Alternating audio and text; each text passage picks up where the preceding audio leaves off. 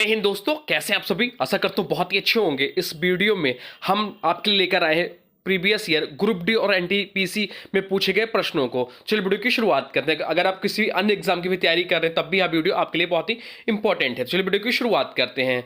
किसी भी वीडियो का उत्तर पता होगा तो वीडियो को पॉज करिए, उसका राइट आंसर आप लोग कमेंट बॉक्स में लिख दीजिएगा। लास्ट में बताइएगा टोटल आपके कितने क्वेश्चन सही हैं। तो पहला क्वेश्चन है, भारत का मेट्रो मैन किसे कहा जाता है।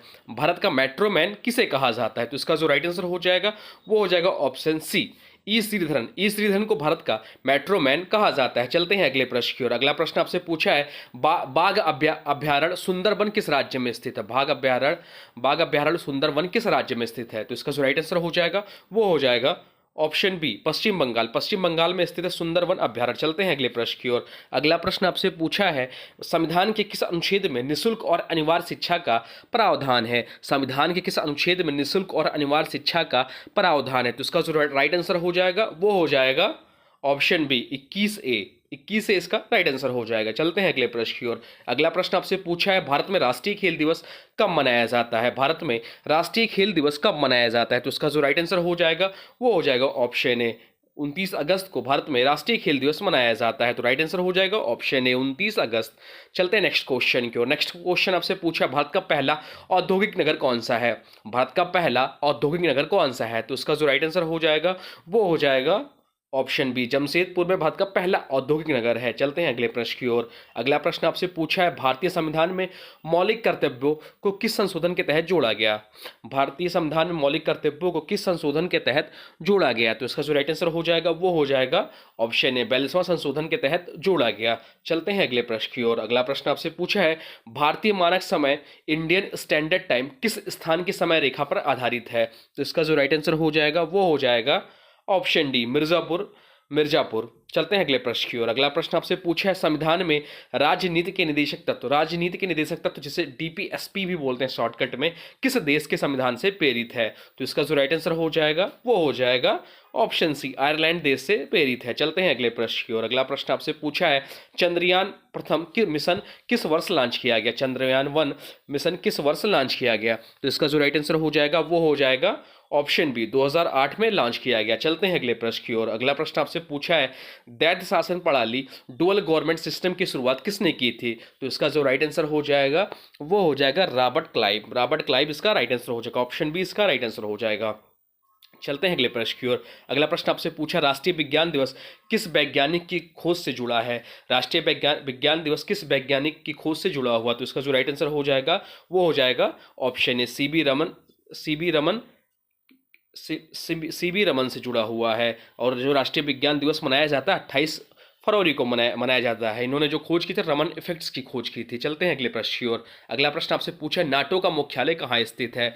नाटो का मुख्यालय कहाँ स्थित है, तो इसका जो राइट आंसर हो जाएगा वो हो जाएगा ब्रुसेल्स में नाटो का मुख्यालय स्थित है। राइट आंसर हो जाएगा ऑप्शन बी। चलते हैं अगले प्रश्न की ओर। अगला प्रश्न आपसे पूछा है, भारतीय संविधान के किस अनुच्छेद में समानता का अधिकार दिया गया है। भारतीय संविधान के किस अनुच्छेद में समानता का अधिकार दिया गया है, तो इसका जो राइट आंसर हो जाएगा वो हो जाएगा ऑप्शन ए, अनुच्छेद 14 में दिया गया है। चलते हैं अगले प्रश्न की ओर। अगला प्रश्न आपसे पूछा है, यूनेस्को का मुख्यालय कहाँ स्थित है।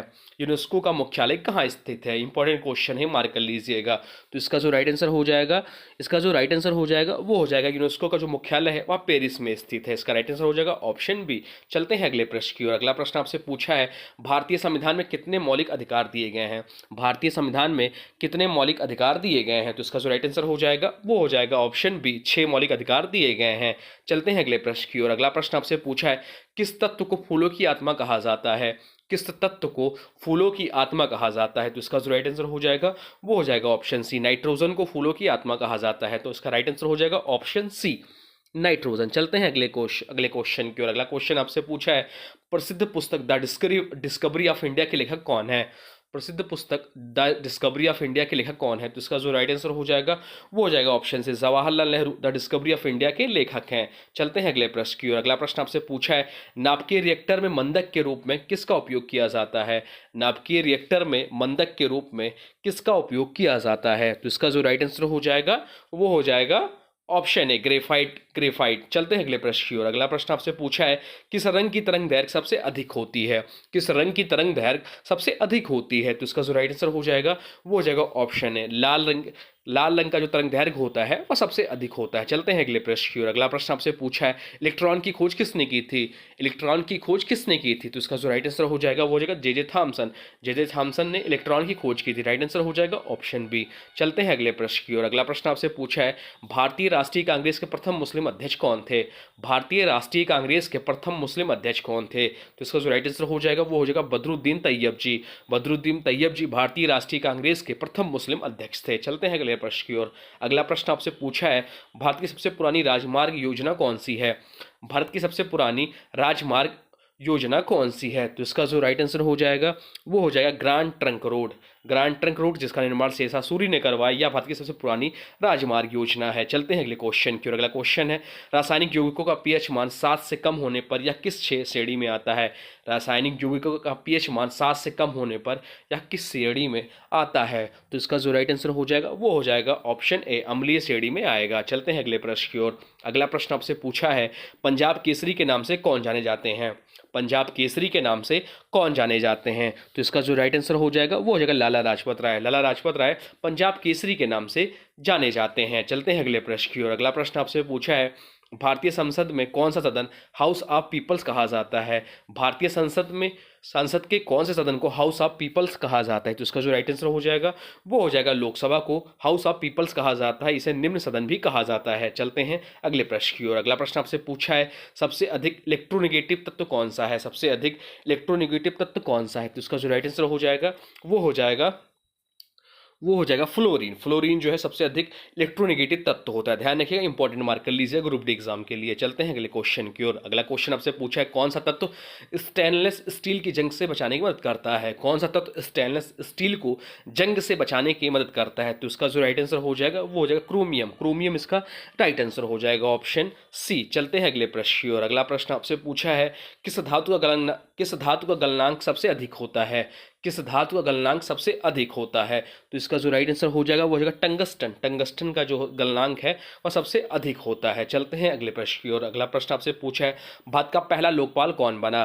भारत का पहला लोकपाल कौन बना? तो इसका राइट आंसर हो जाएगा ऑप्शन ए, पिनाकी चंद्र घोष जो है भारत के पहले लोकपाल थे। चलते हैं अगले प्रश्न की ओर। अगला प्रश्न है और आज अंतिम प्रश्न है भारत की सबसे लंबी झील कौन सी है? भारत की सबसे लंबी झील कौन सी है? तो इसका जो राइट आंसर हो जाएगा वो हो जाएगा वेम्बनाड झील, जो कि केरल में है। या भारत की सबसे लंबी झील है। तो ये रहे टॉप 30 क्वेश्चन जो रेलवे एनटीपीसी और ग्रुप डी में पूछा गया है। आप लोग कमेंट बॉक्स में बताइए 30 में से आपके कितने क्वेश्चन सही हैं। अब चलिए आज की वीडियो से क्वेश्चन है, इसका राइट आंसर आप लोग को कमेंट बॉक्स में बताना है। आज की वीडियो से क्वेश्चन है भारत में राष्ट्रीय खेल दिवस कब मनाया जाता है? भारत में राष्ट्रीय खेल दिवस कब मनाया जाता है? तो इसका जो भी राइट आंसर होगा कमेंट बॉक्स में जरूर बताइए। साथ वीडियो कैसा लगा इसके बारे में भी जरूर बताइएगा। और हाँ, कोई सुझाव हो तो आप ही कमेंट बॉक्स में लिख दीजिएगा। और हाँ, अभी तक आपने वीडियो को लाइक नहीं किया तो प्लीज़ वीडियो को लाइक कर दीजिए, और कंटेंट पसंद है तो प्लीज़ वीडियो को किसी स्टडी ग्रुप में शेयर कर दीजिए। चलिए मिलते हैं नए वीडियो में, तब तक के लिए thanks for watching Nun Classes. For more update please subscribe Nun Classes. जय हिंद, जय भारत, वंदे मातरम। प्लीज़ वीडियो को लाइक, शेयर और सब्सक्राइब, चैनल को सब्सक्राइब जरूर करिएगा।